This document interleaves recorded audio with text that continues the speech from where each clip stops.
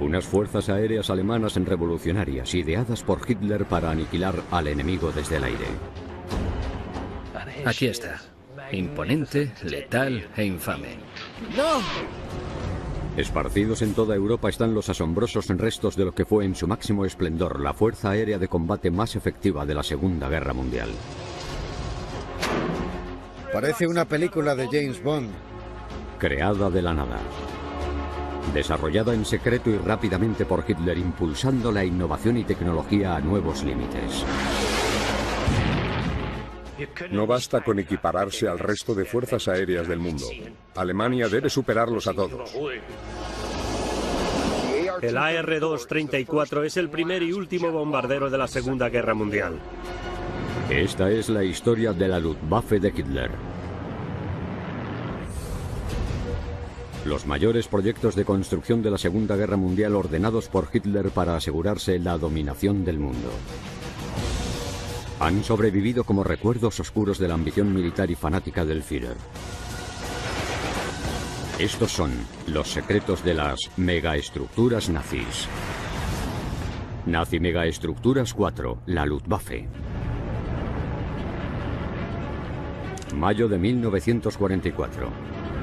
Por el cielo de Alemania, el piloto de 26 años de la Luftwaffe, Günther Rall, persigue una nave enemiga en su Messerschmitt Bf-109.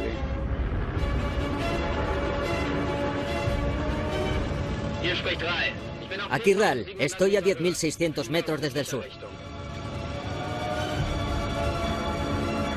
A lo lejos, Rall avista la mayor concentración de bombarderos aliados que jamás había visto.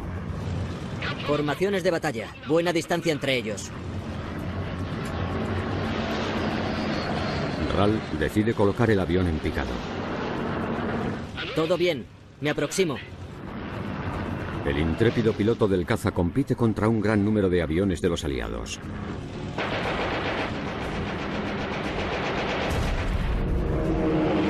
La Luftwaffe de Hitler es menor. Por cada 8 aviones aliados hay uno alemán. Günther Rall lucha por su vida.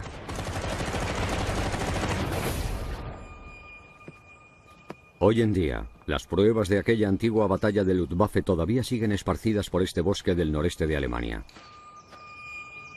El arqueólogo bélico Tony Pollard explorará qué queda de Rechlin, las instalaciones de pruebas secretas de la Luftwaffe. Esto no es un bosque normal, porque de vez en cuando te encuentras con estas construcciones espectacularmente extrañas.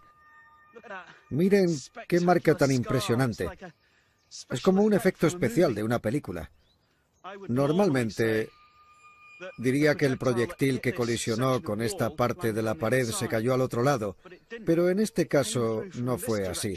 Vino desde esta dirección, llegó y explotó cuando entró en la estructura. Estaban experimentando con un tipo de bomba específica y la idea era que este proyectil lo lanzara un bombardero en picado Stuka. Funcionó muy bien en cuanto a la penetración. Abrió la pared. Es casi como los pétalos de una flor que se acaba de abrir. Pese a la fuerza del impacto, no ha podido agujerear la pared, pero se ve que tenía una gran potencia. De hecho, me voy a alejar un poco porque hay trozos de hormigón colgando. La historia de la Luftwaffe o de la Fuerza Aérea se remonta a principios de los años 20, menos de una década después de que Alemania fuera humillada en la derrota de la Primera Guerra Mundial. Tras la Primera Guerra Mundial, el Tratado de Versalles estipuló que los alemanes no podían tener un ejército mayor de 100.000 hombres, el cual, según los estándares de 1920, era bastante reducido y tampoco les dejaban tener una fuerza aérea. El objetivo era que Alemania no volviera a entrar en ninguna otra guerra. Pero empiezan a aparecer asociaciones civiles de ala delta en toda Alemania. Parecen inocentes, pero su verdadero objetivo es captar jóvenes talentos para crear una nueva fuerza aérea ilegal. A principios de los años 30, el rearme secreto de Alemania está en camino. Luego, en enero de 1933, Hitler llega al poder.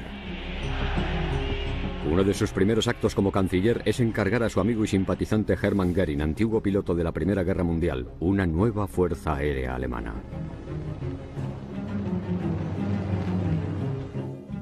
Göring es un nazi muy importante y amigo de Hitler. Es carismático, extravagante, maquiavélico y muy inteligente. Es alguien que hace realidad las cosas. Es una persona dinámica y enérgica, y ese es el tipo de persona que necesitas cuando quieres crear una nueva fuerza aérea. En julio de 1934, Hitler le propone a Göring verse en el Festival de Wagner al norte de Baviera para que le ponga al tanto sobre la todavía clandestina Luftwaffe. Es un festival magnífico, ¿no te parece, Germán? Sí, es maravilloso. ¿Cómo va el rejuvenecimiento de la Luftwaffe? Muy bien, mein Führer. He aprobado el programa para la fabricación de más de 4.000 aviones para septiembre del año que viene. No es suficiente. Debe haber un aumento en nuestra producción. Si las potencias occidentales intervienen para impedir el rearme, será un desastre. Claro, mein Führer. No basta con equipararse al resto de fuerzas aéreas del mundo. Alemania debe superarlos a todos. Göring cumple sus órdenes y aumenta de inmediato el tamaño de la Luftwaffe. Pide nuevos aviones y pone en marcha un proceso de reclutamiento y de entreno para nuevos pilotos. Luego, en marzo de 1935, Göring revela la existencia de la Luftwaffe hasta el momento oculta al mundo. Cuando Göring y Hitler anunciaron el nacimiento de la nueva Luftwaffe, esperaban una protesta absolutamente global, sobre todo de los viejos aliados de la Primera Guerra Mundial, pero en realidad nadie se inmutó ante tal noticia. Habían pasado 16 años tras el Tratado de Versalles. Los viejos aliados no tenían intenciones de hacer nada al respecto. Con la producción militar a toda máquina, Hitler y Göring van a visitar las instalaciones de pruebas aéreas de la Luftwaffe en Rechlin. Allí presencian una demostración de las últimas armas y supervisan los últimos diseños de aviones alemanes en acción. Los restos de aquellas pruebas, que cubren un área de 150 kilómetros cuadrados, todavía siguen existiendo. Tras haber atravesado este bosque, solo puedo describir esta parte del mismo como un laberinto. Es difícil interpretar estos restos.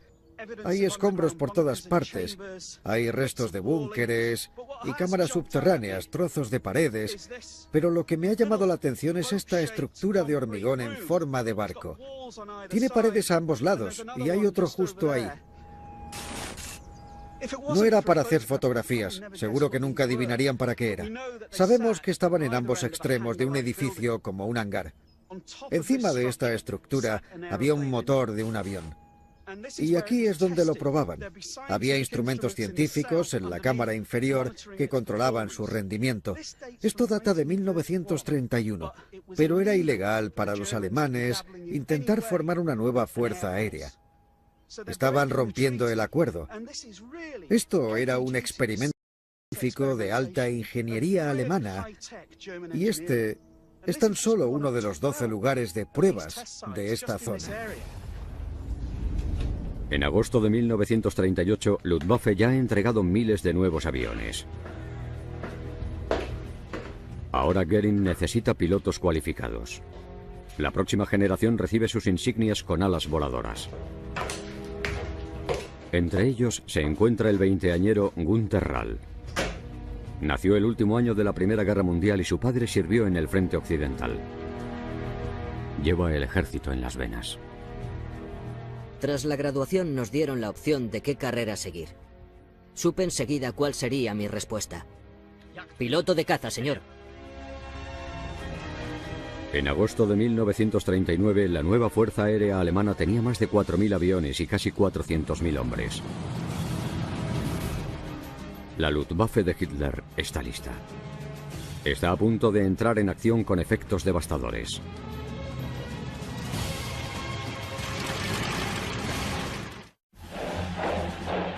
Septiembre de 1932. Alemania invade Polonia. La Fuerza Aérea de Hitler, la Luftwaffe, inaugurada solo 4 años antes, inicia su ataque. Usan el bombardero Stuka de gran precisión para destruir objetivos terrestres. La artillería aérea le prepara el camino a los aviones acorazados para perforar las defensas polacas con facilidad. La combinación imparable de rapidez y potencia de disparo es conocida como Blitzkrieg o guerra relámpago. La Luftwaffe alemana va a la cabeza para que la infantería, los Panzers y las fuerzas mecanizadas puedan seguirles y aterrizar. La Luftwaffe destruye todos los objetivos que quiera, incluida la Fuerza Aérea Polaca. Polonia deja de existir como país independiente en unas 3 semanas. Hitler se centra en conquistar Europa Occidental. Los Países Bajos, Bélgica y Francia están en su punto de mira. El plan es bordear la línea Maginot, una línea de fortificación y defensa de Francia a lo largo de su frontera con Alemania. Al invadir a través de la Bélgica neutral, los nazis esperan que los aliados entren en la batalla. Un ataque simultáneo con tanques en el sur hará caer a los aliados y los rodearán, pero hay un gran obstáculo en el camino. El fuerte Ibn Emael. Construido por el ejército belga tras la Primera Guerra Mundial para defenderse de una invasión alemana, tiene 3 puentes armados cerca del Canal Alberto. Solo si se toma el control de estos puentes clave, los nazis podrán movilizar a su ejército e iniciar una guerra relámpago en Bélgica, los Países Bajos y Francia.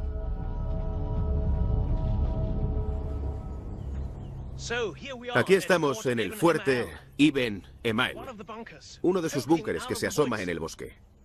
Era una serie de 17 búnkeres que albergaban cañones de diferentes tamaños y calibres, todos interconectados por una red de túneles con unos 1.200 hombres. En octubre de 1939, Hitler convoca al teniente general Kirk Studen de la 7ª División Aérea para ir a Berlín. Este piloto de planeadores retirado y comandante de la nueva Fuerza Aérea de Alemania parece ser el hombre indicado para lanzar un asalto audaz en el fuerte. Como ve, tiene muchas fortificaciones, artillería pesada, túneles subterráneos y muchas ametralladoras. Un ataque terrestre al fuerte armado desde cualquier dirección podría ser catastrófico para las fuerzas alemanas. Pero Hitler ha visto un fallo en sus defensas y ha ideado un plan muy ingenioso. ¿Podría aterrizar un planeador ahí? Sí, mein Führer. Bien, es lo que pensaba. El 10 de mayo de 1940, 11 aviones de transporte alemanes que remolcaban un planeador de asalto de la Luftwaffe de 12 metros de largo emprenden el vuelo y se dirigen a Ibn Emael. Dentro de la armada de planeadores viaja una fuerza de comando de 85 paracaidistas. A 2.600 metros, menos de 30 kilómetros del fuerte, deben aterrizar los planeadores.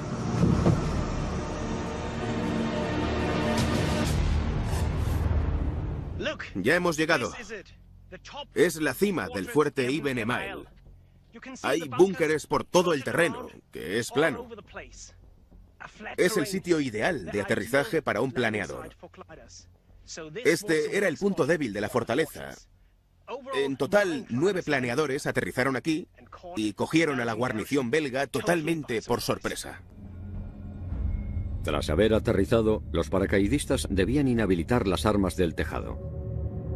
Están ocultas bajo torretas de acero y en forma de cúpula, pero los alemanes han venido equipados con un arma secreta llamada Hohlladung, o carga hueca. Es un proyectil explosivo de 50 kilogramos diseñado para hacer explotar cualquier tipo de armamento militar. Nunca antes los han utilizado en la guerra. Esto era la cúpula 120, la posición armada más poderosa de Ibn Emael. 450 toneladas de acero, que rotan 180 grados. Aquí están los cañones de 59 centímetros de ancho. Aquí veis cómo los alemanes intentaron penetrarlo con una carga hueca, pero al final no funcionó. Así que tuvieron que colocar cargas más pequeñas en el cañón de las armas para que el puesto quedara inoperable. En 15 minutos, los paracaidistas alemanes inhabilitan todos los cañones del tejado. Después, se preparan para destruir la única salida del fuerte y atrapar a los soldados belgas en su interior. Estamos a 25 metros bajo tierra. Aquí se puede ver otra huella de una carga hueca. Los alemanes la colocaron aquí con una espoleta que provocó ondas de choque masivas.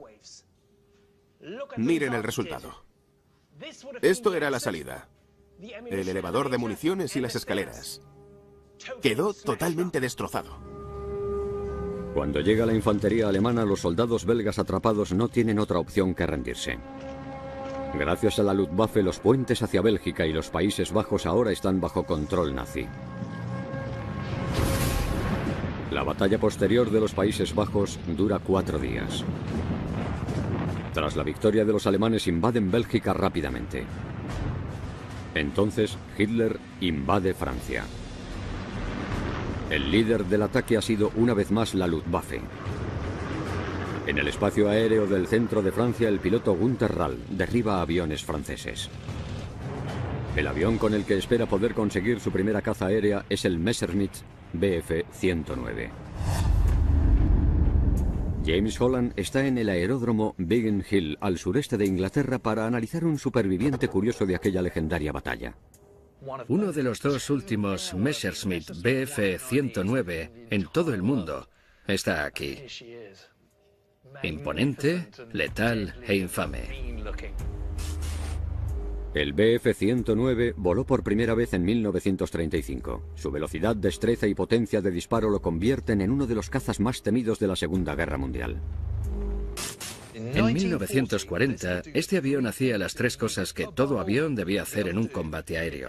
Podía ascender más rápido que cualquier otro avión, lanzar proyectiles mucho más potentes que cualquier otro avión en zona de batalla y huir más rápido que cualquier otro. Es justo lo que necesitabas y es lo que este avión hacía a mucha velocidad. Para los miles de pilotos alemanes cualificados como Günther Rall, controlar el Messerschmitt era una tarea difícil. Es increíble estar sentado aquí porque puedes imaginarte lo que debió ser para un joven piloto volar por primera vez en uno de estos aviones.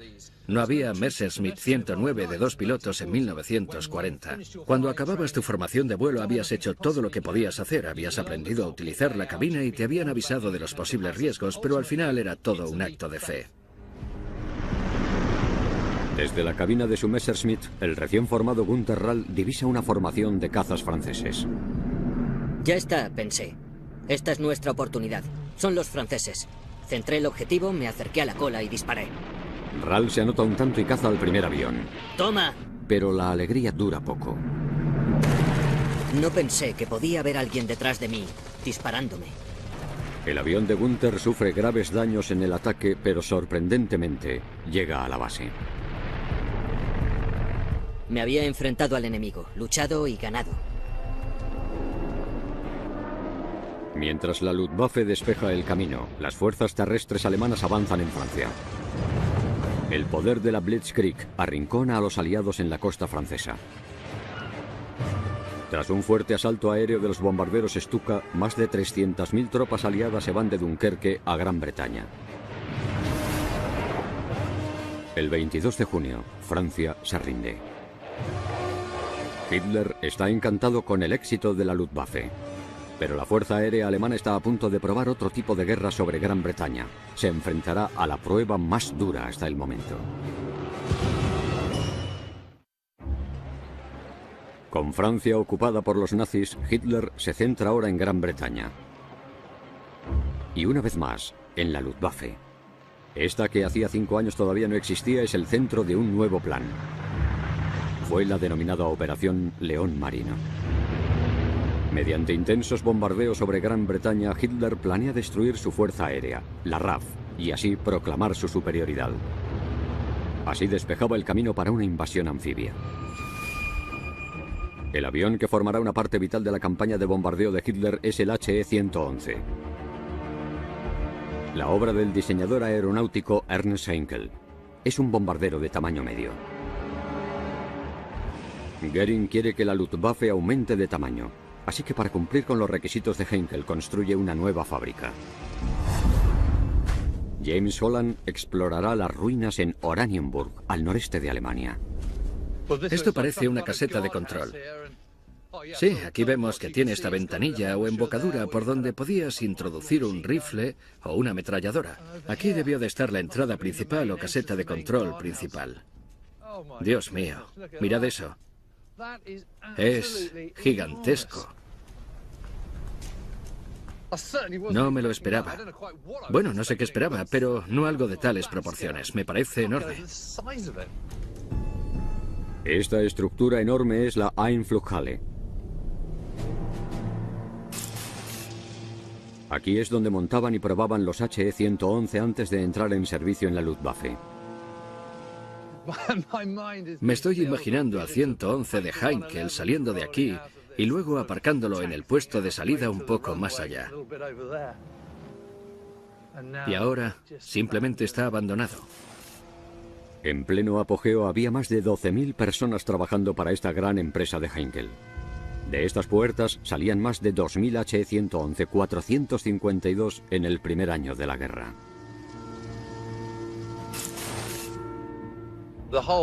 Toda la construcción se basa en vigas de acero.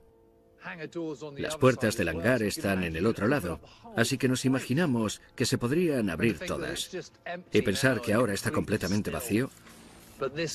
Pero debió de ser un punto de alta actividad desde los años 30 hasta casi el final de la guerra. El 30 de junio de 1940, Goering ordena a la Luftwaffe destruir a la RAF. Pero los bombarderos de Heinkel necesitan que los escolten y protejan. En los aeródromos al norte de Francia, los pilotos de los Messerschmitt, como Günther Rall, se preparan para cruzar el canal inglés por primera vez. Allí combatirán contra la RAF en Die Luftschlacht um England, a la que se conoció como la Batalla de Inglaterra. Günther. Cuando nos dieron los chalecos salvavidas y botes, sabíamos que estábamos a punto de cruzar el canal donde competiríamos contra los británicos en su propio territorio. Había que anticiparse a todo y obviamente estábamos nerviosos por lo que podía pasar. El 10 de julio, la primera ola de aviones alemanes abandona el norte de Francia y se dirige a Gran Bretaña. El asalto aéreo de la Luftwaffe empieza con una carga de convoyes, puertos y estaciones de radar. Luego se dirigen a las bases de la RAF. Los alemanes comienzan la batalla de Inglaterra con una gran cantidad de confianza porque han barrido con todo hasta llegar a ese punto. Goering estaba bastante seguro de que iba a ser capaz de destruir la RAF en 4 días. Pero los formidables bombarderos Stuka de la Luftwaffe son un objetivo fácil para los rápidos cazas de la RAF. Tras 6 semanas, los Stuka se retiran de la batalla. Pero el bombardeo de las bases de la RAF mediante aviones como el HE-111 continúa. Entonces, el 24 de agosto de 1940, un único incidente cambia por completo el transcurso de la guerra. La Luftwaffe bombardea el centro de Londres.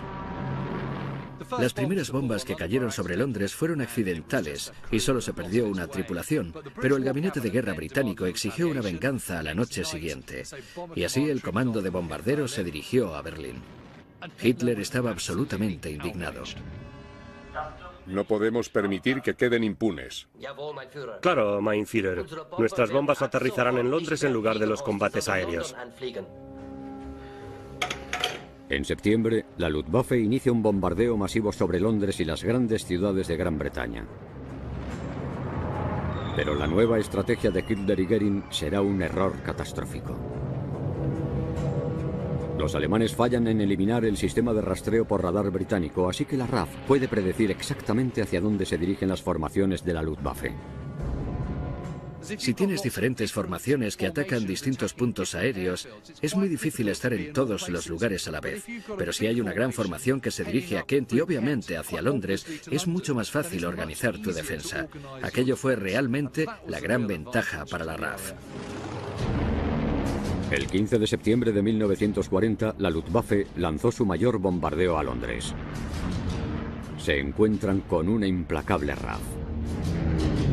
Destruyen 61 aviones alemanes en un solo día.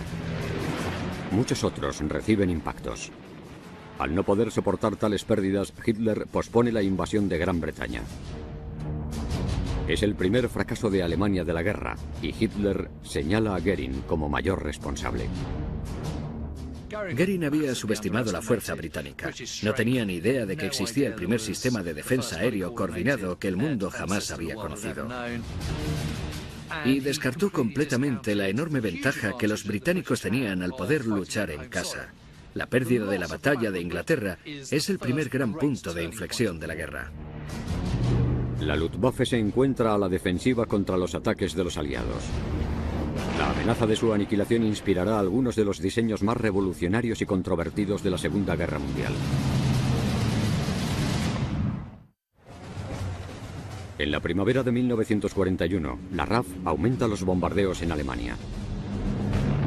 Al incrementar el número de muertes civiles, la Luftwaffe se apresura a desarrollar nuevas formas de protección para las masas. Los restos de aquellos trabajos pioneros todavía se encuentran en este bosque de Rechlin, en las instalaciones secretas de pruebas aéreas de la Luftwaffe. Veo algo que asoma a través del bosque. Creo que es lo que estaba buscando. Estas son conocidas como las casas blancas. Son cámaras de experimentación de bombas. Tenían formas de torres y edificios altos. Proporcionaban protección dentro del edificio y no debajo de él, que era una especie de forma tradicional de refugio de ataque aéreo. Si me acerco más a ellas, lo que me llama la atención es este montón de escombros a su alrededor. Si nos fijamos bien, son restos de edificios. A diferencia de las torres, que han sobrevivido casi perfectamente intactas, todo esto se ha nivelado y ha sido por los bombardeos. Y eso es lo importante de Rechlin. Es donde la Luftwaffe hacía todo tipo de experimentos. Creo que es un ejemplo único del tipo de ingenio que se estaba trabajando aquí. La pionera Luftwaffe ya ha cumplido 6 años. Ya ha participado en la guerra pese a su corta existencia y está a punto de empezar a luchar en 2 frentes. Mientras que mantiene su campaña de bombardeo en Gran Bretaña, la Luftwaffe también liderará la invasión de Hitler de la Unión Soviética. 2000 aviones alemanes, con el apoyo de las fuerzas terrestres, vuelven a tácticas conocidas y probadas. Blitzkrieg. La Luftwaffe es capaz de dirigir el ejército alemán y la ofensiva de armas combinadas durante los primeros 6 meses de la Operación Barbarroja, el ataque a la Unión Soviética. Son buenos destruyendo aeródromos y aviones soviéticos en tierra y aire, porque la Fuerza Aérea Soviética está tan obsoleta que los destruyen desde el aire. Entre los pilotos de caza que celebran grandes éxitos sobre Rusia se encuentra Günter Rall. Tras 3 años volando, obtiene su victoria número 100. En noviembre, invitan al piloto experimentado a la guarida del Lobo, el mayor cuartel militar de Hitler, en el que recibirá un premio por parte del Führer en persona. Habíamos estado luchando contra los soviéticos durante casi 6 meses, pero nos aseguraron que la invasión terminaría en solo 8 semanas. Estábamos todos desesperados por volver a Alemania. Mein Führer, ¿cuánto durará la guerra en el frente oriental? Rall, no lo sé. La Luftwaffe demostró tener superioridad aérea respecto a los rusos, pero el gran tamaño del país supuso un problema para la fuerza aérea nazi. Mientras que el frente occidental y el ataque a Francia en 1940 es de 80 kilómetros, el ataque a la Unión Soviética era de unos 2.400. La Luftwaffe debía cubrir una zona aérea de esas dimensiones y mantener la ofensiva contra la Unión Soviética. En noviembre de 1941, la Luftwaffe está desbordada. Ha fallado en eliminar la potencia de disparo soviética que está creciendo en fuerza a diario. La Luftwaffe debe fijar su objetivo en la industria soviética, pero las fábricas están fuera del alcance de los bombarderos alemanes. Desde su éxito con el HE-111, Ernst Heinkel y su equipo han estado trabajando en un nuevo bombardero de mayor alcance, el Heinkel HE-177. Para cumplir con el Ministerio Estricto de Aviación, debe transportar 2 toneladas de bombas para largas distancias. Pero también tiene que poder lanzar bombas en picado como el Stuka, mucho más pequeño y ágil. Es una combinación casi imposible de conseguir. Cuando los nazis te dicen que quieren algo, tienes que hacerlo. Pero aquello significaba reestructurar por completo la carcasa del avión. Para conseguir el alcance, la velocidad y la altitud que les habían solicitado, el bombardero Heinkel necesita la potencia de 4 motores. Pero cuando lanza una bomba en picado, el gran peso en las alas de los motores exteriores podría arrancarlas de cuajo. Así que Heinkel agrupa los motores a pares. Los 4 motores impulsarán solo 2 hélices y se conseguirá un diseño mucho más aerodinámico y fuerte. Pero este diseño de ingeniería tiene un defecto fatal. Genera mucho calor y los motores suelen incendiarse. Cuando el Heinkel 177 despegó, todo el mundo vio enseguida que era una trampa mortal. Fue conocido como el féretro volador. Goering fue a ver uno de los vuelos de prueba, vio como uno de aquellos despegaba y luego explotaba en el aire. Teníamos grandes esperanzas en su nuevo avión, pero no está a la altura ni de lejos. El requisito mínimo es que su avión pueda despegar y aterrizar sin que los pilotos arriesguen su vida en cada vuelo. Pese a su frustración por no tener tiempo para crear un nuevo avión, Goering se queda con el bombardero fallido. Los pocos que pudieron entrar en acción en los cielos de Rusia no consiguieron alcanzar ningún objetivo. Y con Norteamérica en la guerra tras el ataque a Pearl Harbor, la Luftwaffe necesita un arma que cambie las reglas del juego, si Hitler quiere conseguir hacer realidad su sueño del Tercer Reich.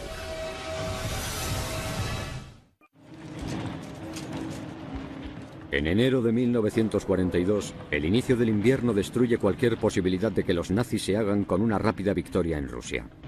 La Luftwaffe ha fracasado en destruir a la oposición soviética. Hitler acusa a Goering, el jefe de las fuerzas aéreas, como máximo responsable. A mediados de la guerra, Goering era un hombre cansado y desvaído, que había perdido influencia debido a los fracasos de la Luftwaffe, que ha dejado que los excesos de la avaricia y un estilo de vida extravagante lo superen. Hitler no está particularmente sorprendido. Goering se ha convertido en alguien irritante, en vez de un confidente cercano. Al perder la fe en Goering, Hitler empieza a dirigir las operaciones de la Luftwaffe personalmente. Su último plan es derribar los convoyes del Atlántico y privar a Gran Bretaña de los materiales esenciales que necesita para seguir luchando. La clave del plan de Hitler es una nueva arma infalible, el torpedo aéreo. Se transporta en grandes aviones, se lanza en el agua y se impulsa hacia el objetivo por un motor a bordo.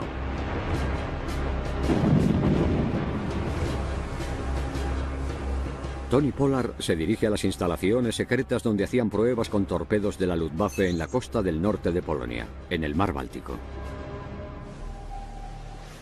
Esta estructura emerge sobre el mar.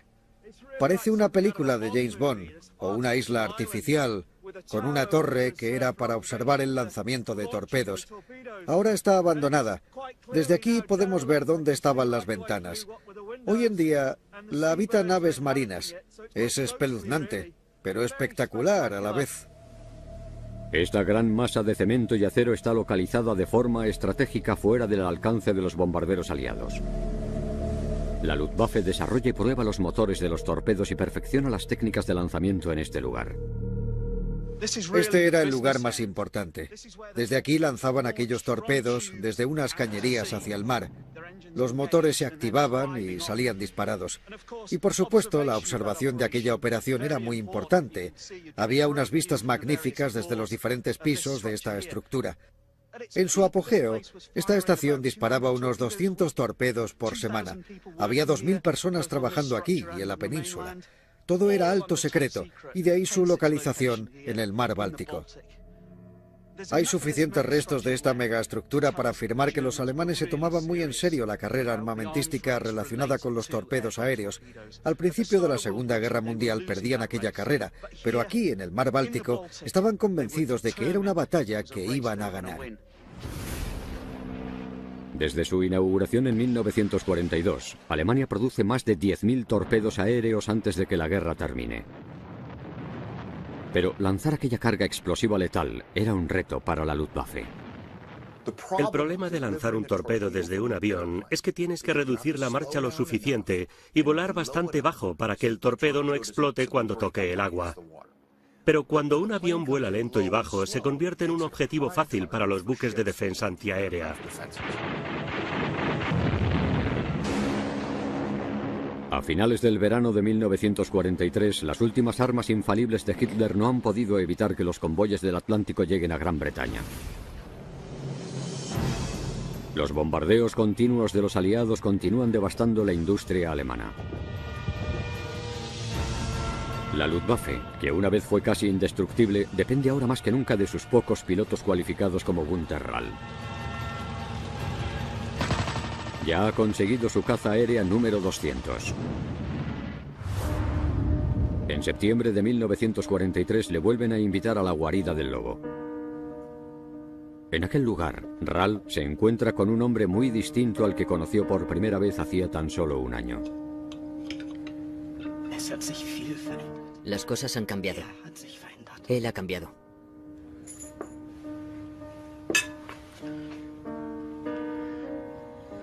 Si tuviéramos listas las armas infalibles, la victoria seguramente sería nuestra. Si las tuviéramos. El sueño de Hitler de la dominación del mundo se está desmoronando, pero se niega a rendirse. Y la Luftwaffe todavía tiene un arma secreta que liberar.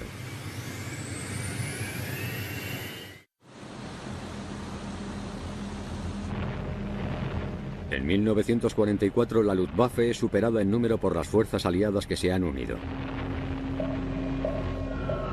El bombardeo intenso de los Estados Unidos está aniquilando las fábricas de aviación alemanas y la Luftwaffe se está quedando sin aviones y sin pilotos. La Luftwaffe es la sección de las Fuerzas Armadas alemanas que ha estado en combate durante toda la guerra y ya no puede hacer frente al nivel de bombardeo continuo. El 12 de mayo de 1944, la Fuerza Aérea estadounidense lanza su mayor ataque aéreo. Unos 900 bombarderos y casi 1000 pilotos de caza invaden el cielo. Su misión es destruir la industria de combustible alemana.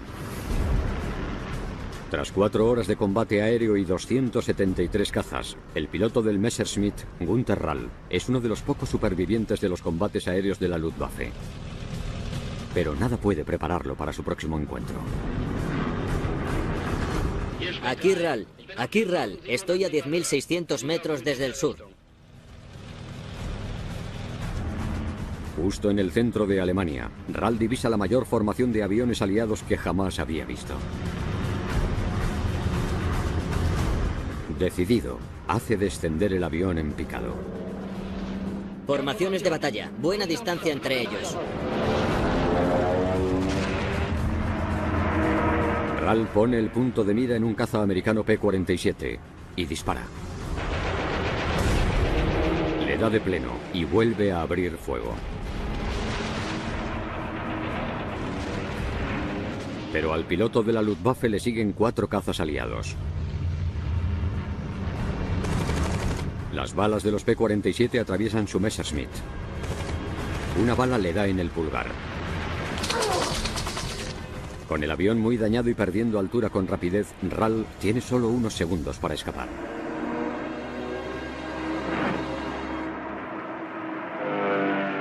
La Luftwaffe está perdiendo más aviones de los que reemplaza, pero Hitler tiene otra arma secreta bajo la manga.